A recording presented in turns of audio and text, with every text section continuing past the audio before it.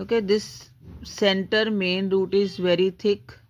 This is known as tap root, and the roots which grown sidewise, these are called lateral roots. So this is the tap root. These are lateral roots.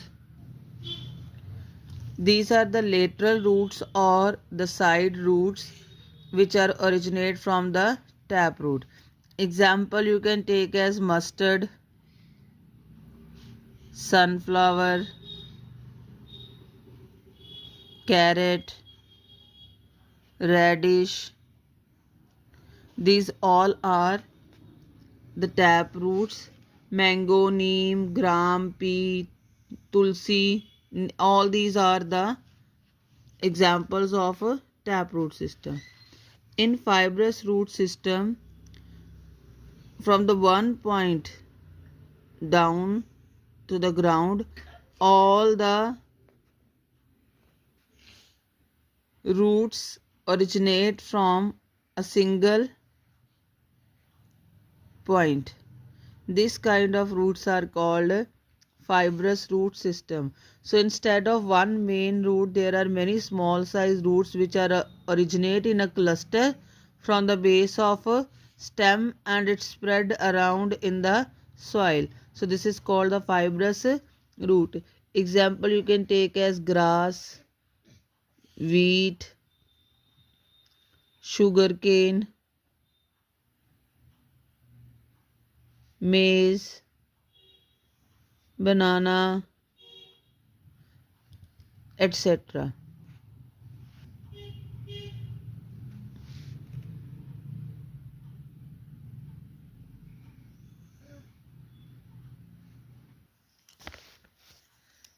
Let's see the functions of root. The plants are held in the soil with the help of roots, because roots only bind the plants with the soil. They hold the soil particles together, so they also make the plant fixed in the soil. Roots are the part of the plant which absorb water and minerals from the soil, because this is the only part which grows under the soil and is capable of absorbing water and the minerals from the soil. So this water and minerals is conducted to the upper part of the plant by the xylem and phloem. These are the tissues or the cells of the plants which helps in conduction of water from the roots to the upper part of a plant. In some of the plants, roots are modified and store the food. So these are the roots which are eaten by the human beings, like carrot, turnip, sweet potato, radish. These all are the edible roots. Edibles means which are eatable. So these are the edible roots which are modified and store food and being eaten by the human beings. Roots also help in preventing soil erosion by holding the soil particles together, as they are the underground part spread in the soil, holding the particles of the soil, so not let the soil particles to being blown away with the wind or with the fast flowing water. So it prevent the soil erosion and helps to make the soil at one place. Roots of some trees there arises from the stem and grows downward in the soil for support. Like in banyan tree, the roots come from the branches and it hangs down. Because the area which is covered by the banyan tree is very large. It is very heavy, branches are spreading along, so the roots are originated from the branches and hanging down to give the extra supports to the plants. These roots are called prop roots.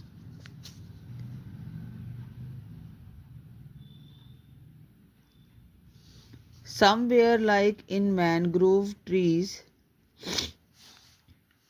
the roots are coming out of, they are the trees which grows in a marshy areas. Marshy areas where the water and the soil is make a very paste like structure, the marsh. So they are coming out of the water to get the oxygen. These are also called, they are called either stilt root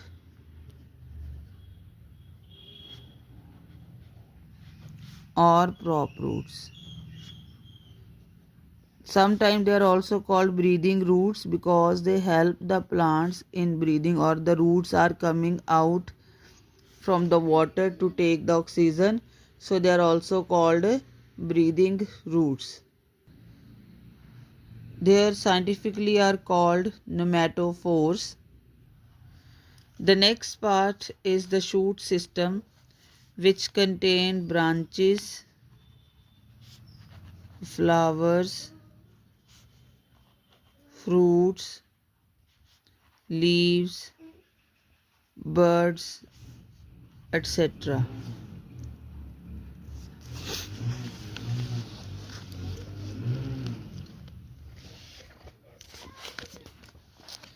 We have learned in some plants like herb, the stem is very delicate and soft. In some of the plants like shrub, the stem is woody but it's small in size, and the trees have very large and thick woody stem. The place on the stem where the leaves and branch arise, this is called node. If you take the example of sugar cane, you will see this kind of structure. So this part which is very hard and thick, this is called node. This is the part from where any leaves or branch or the flower arise. The parts between two nodes, it is called internode. Inter means between. So the part between the nodes is called internodes. The bud which grows on the tip of the stem, there are the birds also which are grown to give rise to the flowers. So we are having different types of birds also. If it arises at the top of the stem, this is called apical bird or the terminal bird.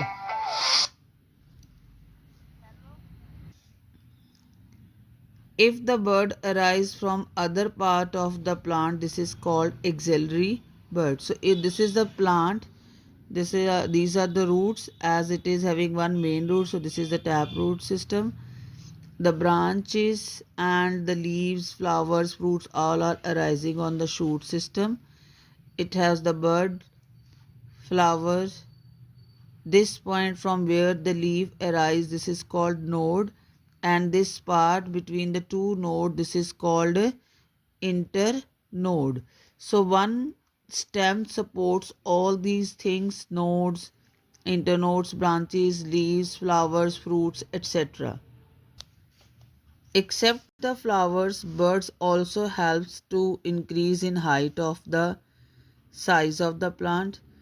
The terminal or the apical bird, it helps to increase the height, and the axillary bird, it helps to give rise the new branches in the plants. Let's study the functions of the stem. Plant is held upright above to the ground with the help of stem. The other part of the plant like the branches, leaves, flowers and fruits, they all are present on the stem.